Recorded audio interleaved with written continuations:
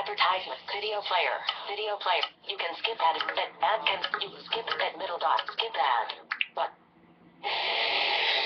Video player. Settings.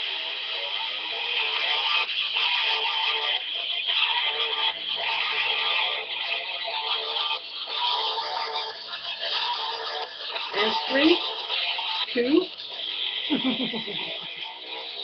Pause and pull out video.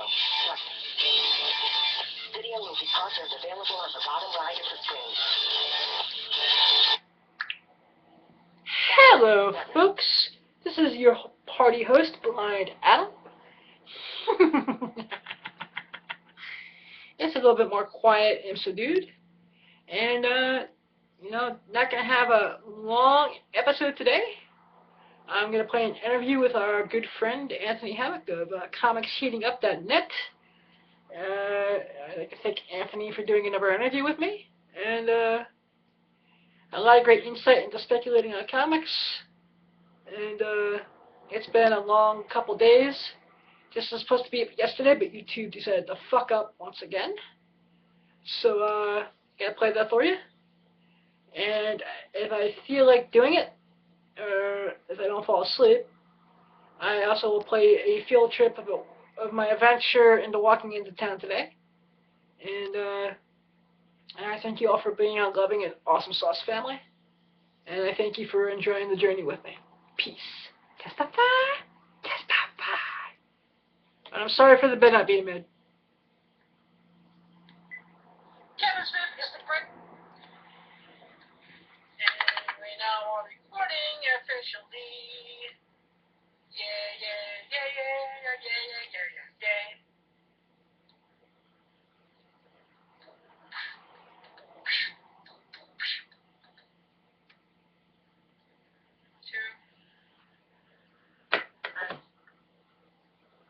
Alright, and I'd also like, before I call and do this interview, I'd like to congratulate Kevin Smith. Yes, that Kevin Smith on Twitter.com. I think his Facebook account is also that Kevin Smith. Kevin Smith is the greatest filmmaker of all time. He made the greatest movie of all time. That would be Mallrats, by the way. Mallrats, Clerks, Chasing Amy, the greatest movies of all time. He lost 85 pounds. He cut all sorts of he cut every kind of sugar out of his life. And, he's just been amazing to see that he's lost 85 pounds. Keep up the awesome work. And cannot wait for see you at New York Comic Con. And I love you, man. Now, without further ado, let's see if we can get Anthony from Comics Heating Up on the line. I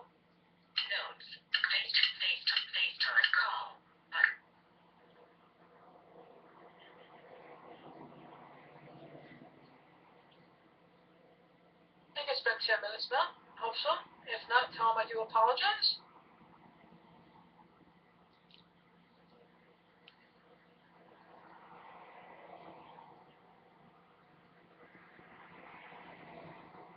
Screen locked. That's no problem. Let me just switch to the speaker. There we go. Can you hear me now? Okay. Alright, cool. I can hear you now. That's cool. Hey, how you doing, Anthony? It's doing good. It's going really good. Can I complain at all? Thank you for being back, man. My pleasure. Thanks for having me again. Oh, it's my pleasure, man. Especially since I made some money on your site. From a tip I got at the end of last week. Just think it'd be good to have you back, especially since the last time we got interrupted by me having to go food shopping too. It's always nice to get in the way, man. Sounds like it's like you're spending money on some respected stuff. Oh, definitely. And I've kind of been having Comics Heating Up being like one of the official news sites for the podcast as of late. Okay, well, thanks. I appreciate that. Yeah, right. Yeah, it is. Because I go to you before I go like the Bleeding Cool or the Comic Book Resources. Sometimes it's just like some of the news that I know I'm going to see there. I wind up sitting in your site first sometimes. Just like last night, I went to your website. Like that's how I found out about Stan Lee being in the hospital. And that's so funny because my wife actually forwarded that to me. No, I didn't know about it until she sent me a quick text saying, "Did you guys get me in the hospital?" I'm like, "No, but I didn't know." So it's great. I have so many people that come to me with information. Say, "Take a look at this. Take a look at this. Take a look at this." My wife includes it to help keep the site up and running. Yeah, I mean, it is such a great site. Let's see, one of my favorite features on the site is your picks of the week. And so, lots of the times it's a very short, very sweet list. And, as long as it is Tuesday, what is your pick of the week this week? Actually, that's probably kind of cool to do once based on a couple of criteria, which one is interesting. The slow burn, which makes you talk over time. Something that's a good point for them, which I think a couple of points is I'd say one thing is probably have a huge going to get stuck in a huge we're stuck at number one is now talking. Yeah. It's a value. It's hard to find. It's going to be multiple revenue. So we stand on guard. That's my absolute privilege. It's going to be so hurtful because it's it's going to take a while. It's going to go for this. It's going to go long, for a long period of time. Yeah, see, the thing I like about Leo Guardian is there's no variance. Yes, and that's good. That's not to be there's not going to be something that is going to be so completely by shop variant or anything else. It's for the 1 in 10, 20, 25, 1 in 50s. Yeah, 1 in 10s now. Like I said, anyone who listens to this show knows that I have a love-hate relationship with variants.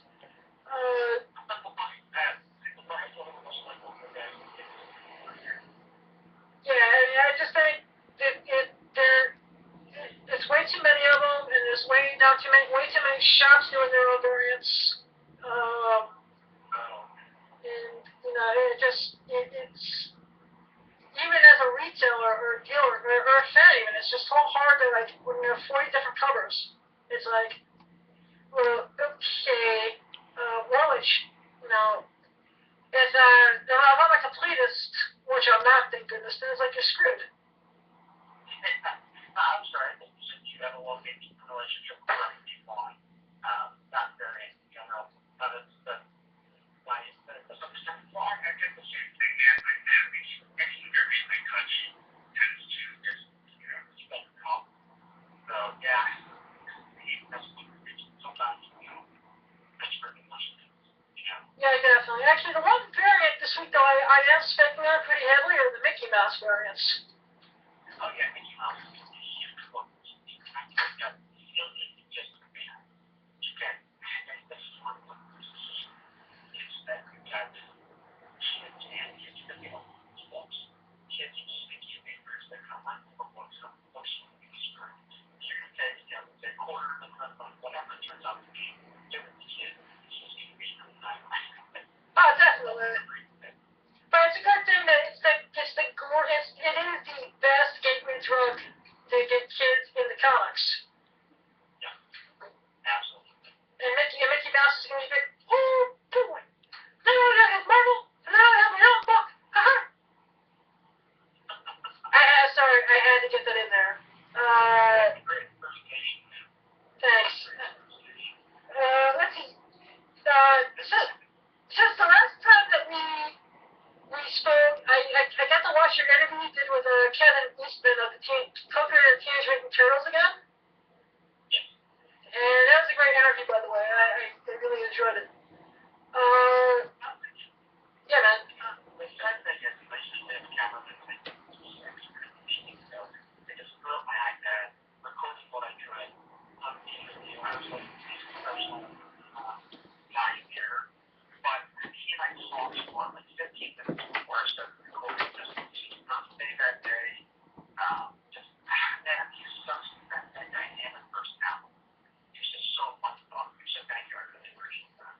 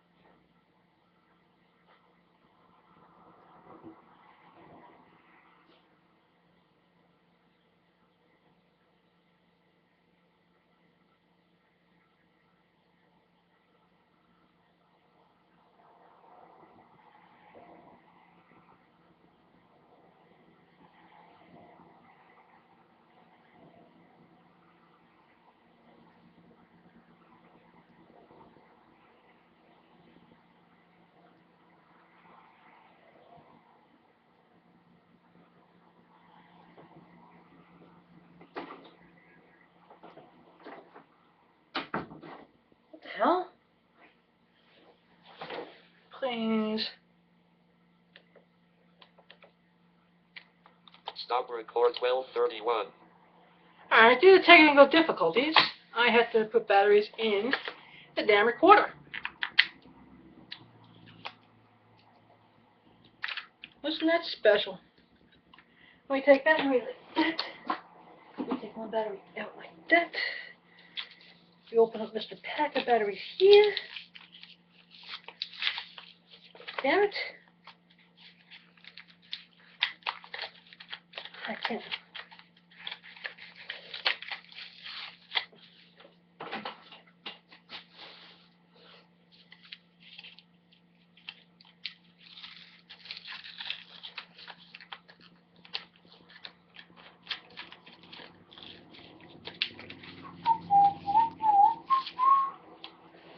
Just let me just use the right size fucking batteries.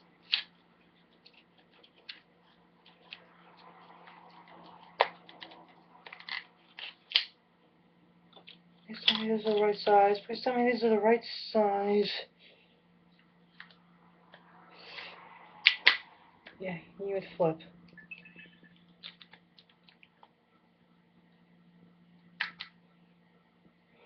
Let's get them off. I thought I was gonna have to go cap some ass. Don't wanna have to cap an ass. Go to class. Go boom boom boom.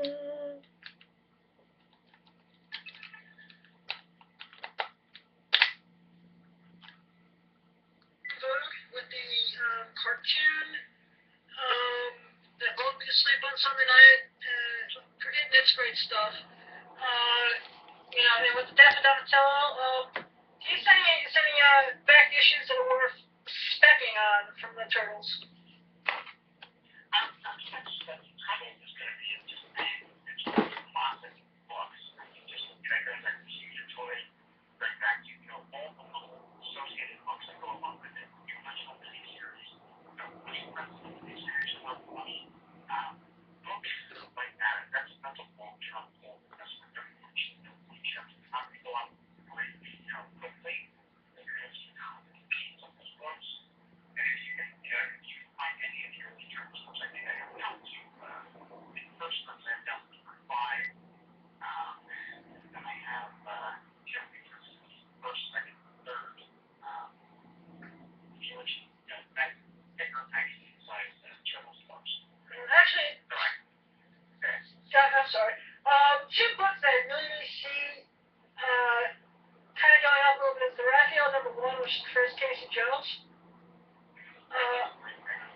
Just because, hey, Stephen Amell, I think, is going to knock it out of the park as Casey Jones in the next movie. And I actually think he's one of the he's like that forgotten fifth turtle almost.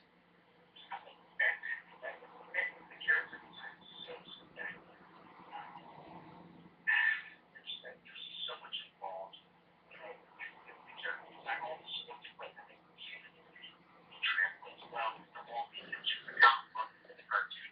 In cartoon, it's a cool design for Casey Jones. But it's just fantastic. It's fantastic character. Yeah, and like I said, actually, if you ever want to see another great cover media version of the character, there's a fan film that was made a few years back. It's just called Casey Jones. You can just type it into YouTube. It was done for like $20,000. It is basically the origin of the character from Tales of the Teenage Mutant Ninja Turtles issue number 53, I believe. And it is really well done. I'm definitely going to have to check that out.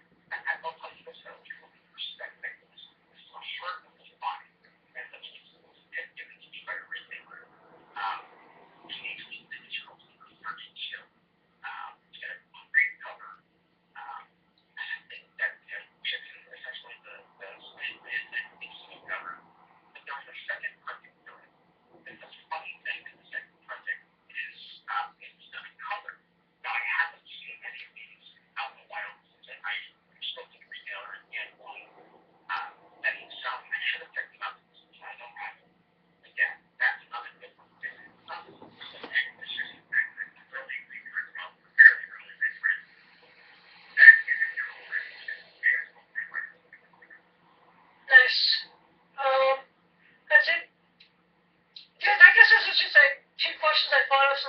we spoke. I want to get your thoughts on, you know, what do you think of the direct comic book store market in today's day and age? And to anyone who's thinking of opening up a shop, you know, do you think it's even worth it nowadays? Oh, yeah. Everything's still alive and well. You know, there's more shops than there have ever been, which is kind of like not bad. It has ever been in the 90s or whatever, you know, on every corner and every garage. But, you know, over the past 10 years, we've seen the secondary market stores, the direct market stores, I'm sorry, the direct market stores increase in the number of shops. More and more places are picking up comics as well. You know, you're seeing bookstores didn't normally do periods, like books a million doing periods. Third Eye. Yeah, well, Third Eye, Steve is a good friend of mine. Yeah. We can't, you know, hey, you know, I can't mention store owners without mentioning fans, or I'll get shot. Absolutely. Larry will beat me. That's my local shop as well. I mean, I've been with him since he started the shop. He took over another shop that was in its place. He's grown that from, yeah, I mean, it was a little closet of a comic shop, and then he grew the fan base, and he moved into a bigger scene, grew the fan base. You know, he was doing events and signings and different things. And the one thing that he does, one of the tips to having a successful shop is interacting with the customers, and the staff that he has on his is so dynamic. They come up, they talk to you name by name, they know what you're into, they make suggestions, hey, you like this, have you looked at this? That's how good so many books, it's not even funny. You know, like I said, I actually just would love to see the general public awareness and appreciation of comic book stores go up a little bit. Unfortunately, the two stereotypes, it's not even androids, Dungeons, and The Simpsons. I think that gives comic book stores a bad name. I actually think it's that comic book store in the Big Bang Theory that, you know, portrays it in such a negative light. And that's a shame, because it's one of others out back in there, you know, and I'll be honest with you, I get that all the time. You know, you're in the comic, you're a showman. Well, no, I'm not. You know, the one thing I ask them is no ever is, you know, but I'm a guy with a wife and two kids. Yeah. I love sports. You know, it's that stereotype that's so negative. It does such a disservice to, you know, all the people who are fans. Mostly that's what I hang out with. They're comic book fans. But not the nerdy, type people. They're just regular guys who happen to like to read. And there's absolutely nothing wrong with that. Exactly, and that's the same thing here. You know, as I was telling another buddy of mine in another interview that, hey, I think it's nice to see that everything that I've dreamt about starting to take place with us becoming mainstream and accepted. You know, to the point where it's hip to be a comic book fan, but then you see like I actually find that I don't mind Android, the comic book guy in The Simpsons all that much, because, you know, as negative as it is, it's done as comic relief. And it's not that stereotypical. It's the comic book store in the Big Bang Theory is the one that irks me. Trust me, I understand why. Yeah.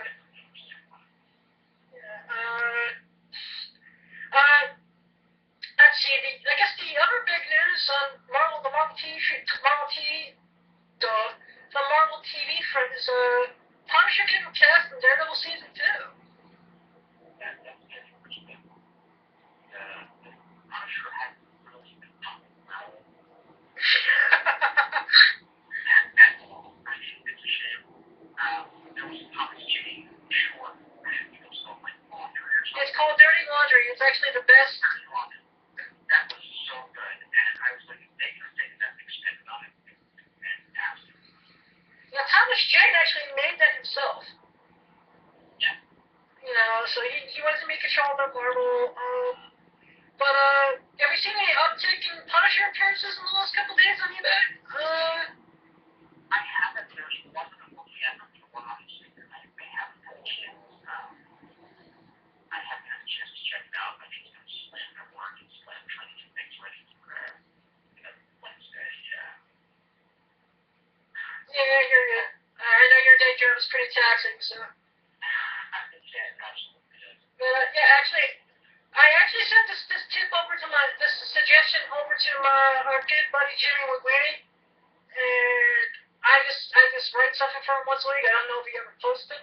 You know,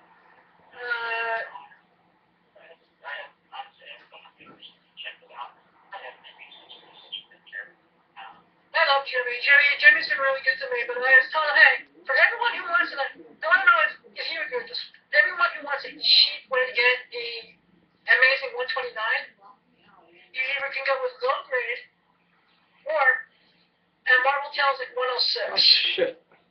Yeah, but Marvel Tales is such a great series, and it does very quickly. Nobody really pays attention to it.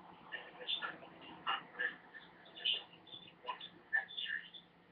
And there's so much out of the people's range.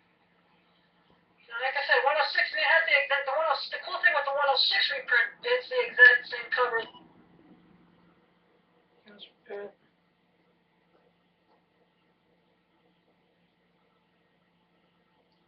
As the 129. Yeah, I think it's color swap or something. A little bit. It's not that much of a difference. And there's also the Lionsgate, reprint as well, which, I think it's only like a $10 to $15 book at this point. Yeah, I think that is good around it. I think that was Best Buy or something, and there was definitely some things that we could expect to pick it up, but was happy to pick it up when I did. Anything for free. Yeah, I was actually doing a PR event with Lionsgate back in 2004 when the Punisher movie came out, so they just gave me like a box of crap. And it was, like a box of movie posters, and then there was like this other little box with about 25 copies of a reprint of Amazing Spidey 129. Nice. And I'm like, this is sweet. Let's see. I was actually thinking of you when I was at the Wayne Comic Expo in Wayne, New Jersey this weekend, because I know you're a big horror fan. Yes, I am. And there was a guy next to me who had a couple Tales of the Crypt on the wall. The classic Tales of the Crypt, again, it's one of those books that blows my mind. The TV show as well. Man, I just love the old school. Of course, what happened you see was horrible. And one came out with a crazy theory, and it continued the traditions of anything like that. Absolutely love. So. Definitely. But that's everything I love about your picks of the week. There's always at least one horror book in there. Yeah, usually. And that's, hard comics have real specific fan base, and I love that crosses so many different areas of collecting, but at its heart, it started out as, not necessarily a full-on horror book, but there was definitely a huge horror element. But horror books tend to have small print runs, they become really rare. Those cops, Leatherface versus Leatherface versus Jason versus Leatherface. And I love these comics, but they're just so hard to track down. You know what else is a pain in the neck? To track down, and especially the variants, is the Jason versus Freddy versus Ash miniseries that was done a few years back. Yes. Yeah, I think those actually a second one done as well. And then those sequels done as well. And I think all those but those kind of books to fan service, and doing them for the people who genuinely love the characters. It's fun, campy, I get into horror, which is the one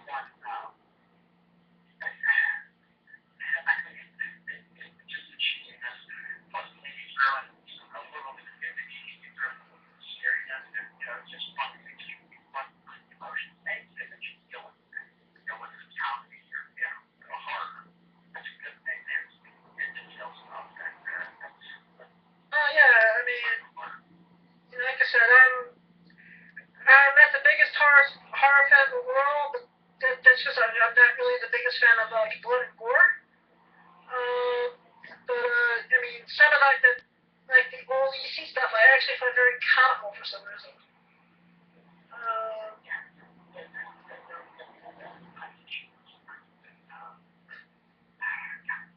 It's done so over the top that it's funny.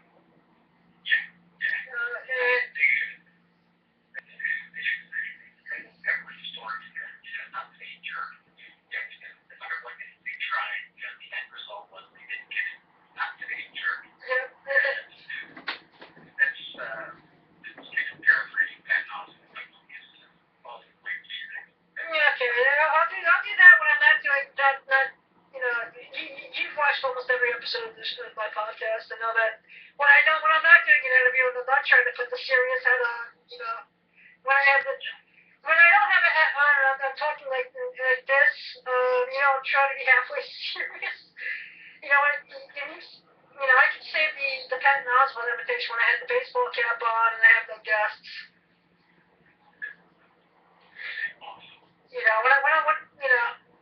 When I need to do like whatever, go out of my gear segment. Actually, that's another thing. I just discovered that there was a Family Guy comic. Now I'm actually going to be seeking them out.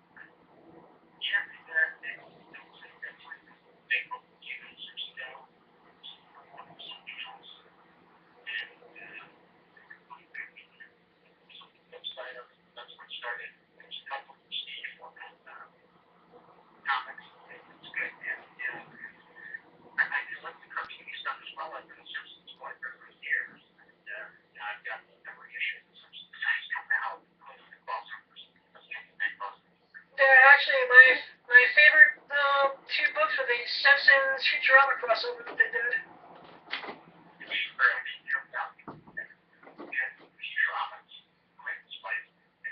Those things are like the first 15 issues are like just a license to print money, especially if you find the one under like $10 or under, just like snag it, no matter what the grade is, because it's such A, they're fun books, and B, they're just so difficult to track down. Actually, let me get your take on this. Kids books. From the last 20, 25 years. Any worthwhile spec picks there? Like, for example, like the later half of the Ren and Stimpy run, stuff of that nature.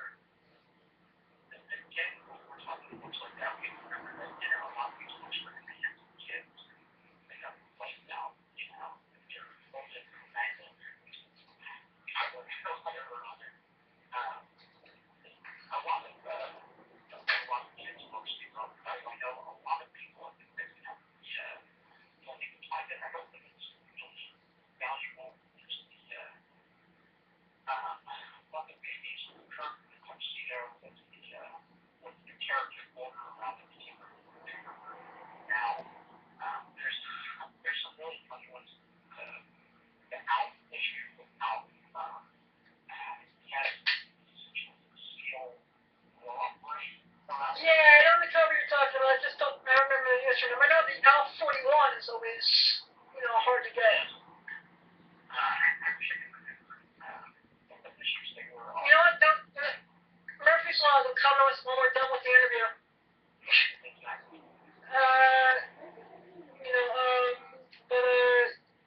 Like I said, the one thing that I don't think that slot fans realize, Ren and Stimpy, for example, is the first written work with that slot. In issue 6, the classic Spider-Man versus Toastman, Powder Toastman issue, is the first Dan Slott written work of Spider-Man.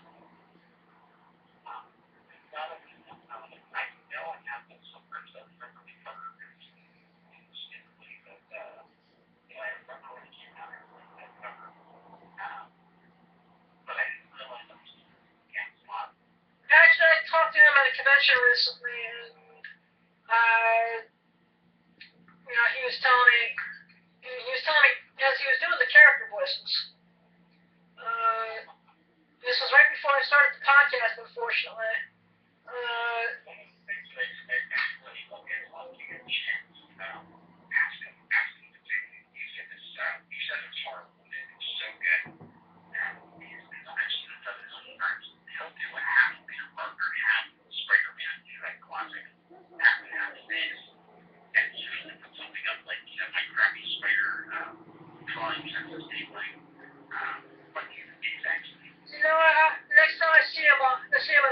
something I'm gonna have to do.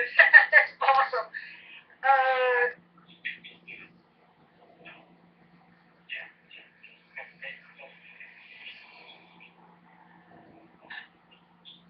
I met him a few times over over the years. He's always been really good to me. You always says my comic set with, I want an ego on it. An ego, my ego, or something something really wacky like that.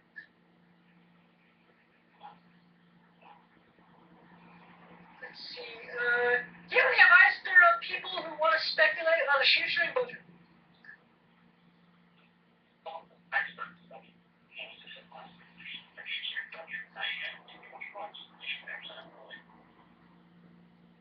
Certified comics,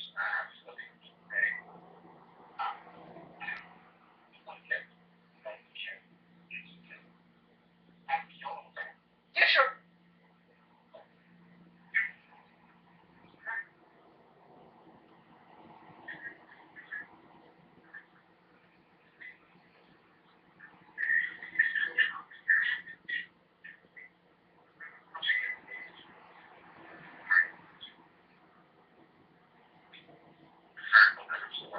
Yeah, I figured as much. Do I need to cut this short, or you good, or? Like I said, just had like two few more basic questions, and then we can wrap this up. And like I said, you have an open invitation to come on. We do market talks with Anthony every so often. So we'll definitely have you on for another appearance. Because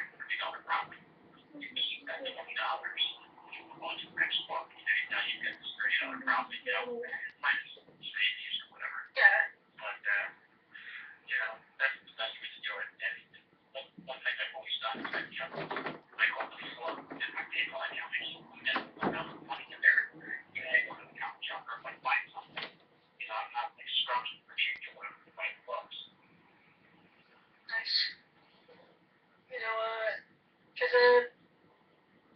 like I said, last week I think the big thing that just was off of people's radar was that Ultimate Spidey Loaded icon. Warriors number 8. 46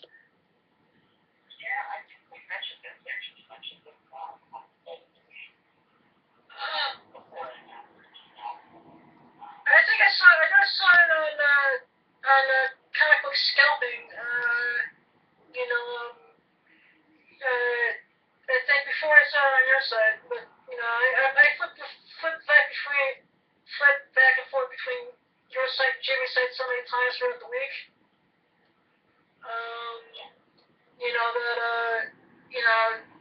That's like what even caught me off guard, but thank God a buddy of mine had copies at the show I was at on Sunday.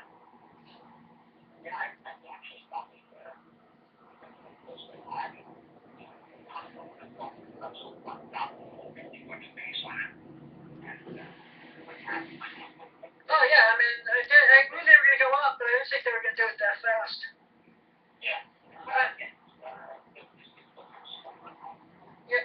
Speaking of a book, I know that's going to have a small print run. I want to get your opinion on it. Scooby-Doo meets Harley Quinn.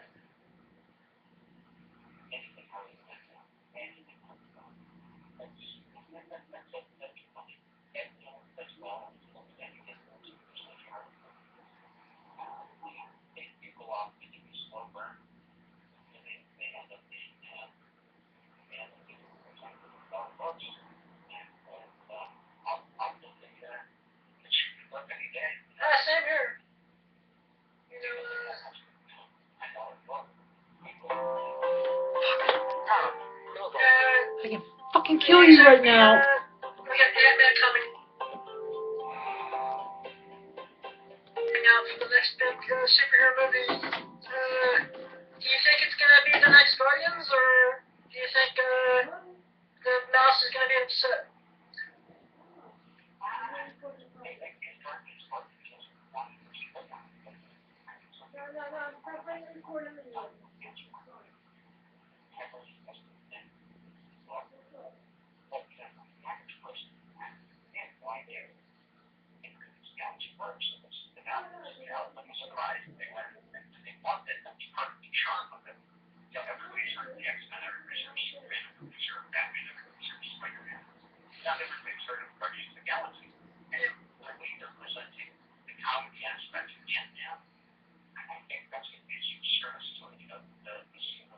It looks fun. It really, I mean, everything I've seen from it, it looks like a superhero comedy, and it just, you know, I think Paul Rudd is going to be good in the role, and Michael Douglas as Hank Pym is going to be.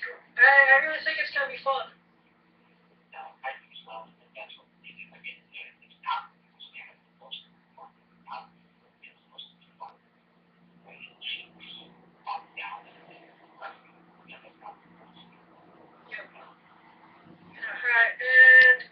Alright, my last question that I know I had, because this is on my hit list, you know, what's your problem with my boy Mark Miller?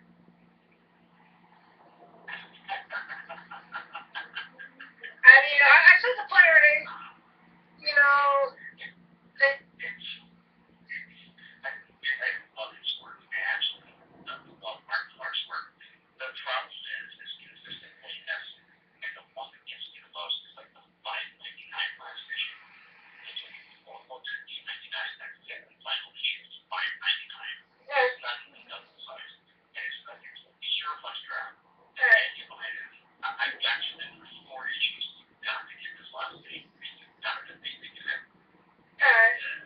can I say that's the best answer I've gotten to that question yet? Because, you know, normally I get his books are just advertised with some movies, man.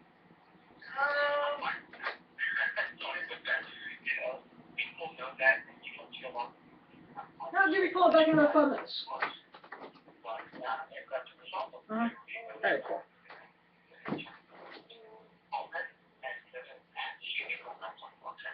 7:49 p.m.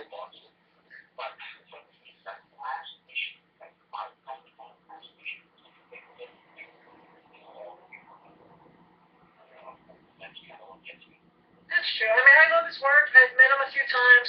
Really, really lovely person to talk to. You know, when you can understand every 4 words that he says because of the very thick Scottish accent. You know,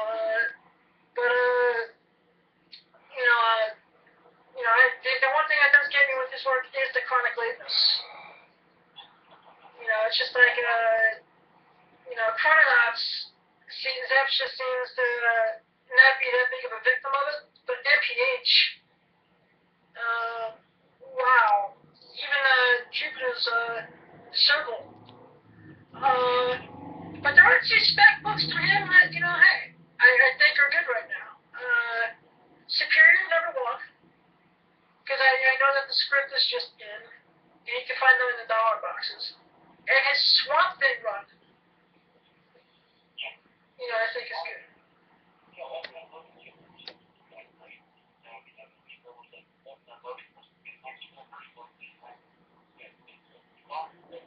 Hey, wasn't there rumors about that Wolverine 3 being based on Old Man Logan debunked somewhere?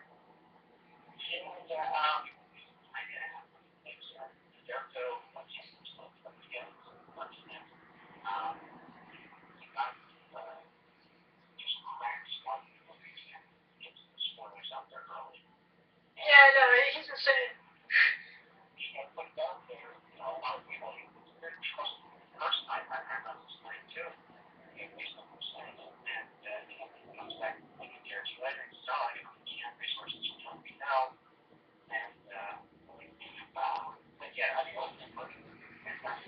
That's like one of the best Great Wolverine stories of the last 15 years. You know, first came out, and I'm not regretting it. I think his earlier Wolverine work, Enemy of the State, is an undervalued classic story.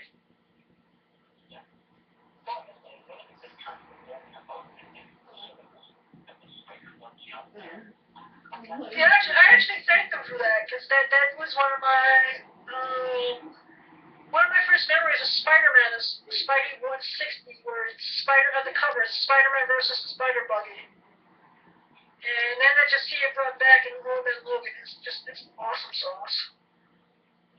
You know? And I thanked him for the fact that he didn't make Hawkeye blind. To me, that was a personal, okay, this is my guy. You know,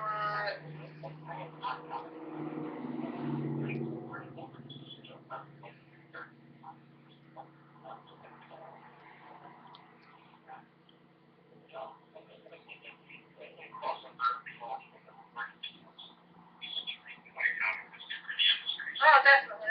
I mean, we're in an awesome time in the industry right now, and you know, I can't wait, you know, for this next, you know, 8 to 9 months with TV and movies, and just the Marvel relaunch. You know, I went on a huge rant the other day about, you know, renumbering everything, but that's besides the point.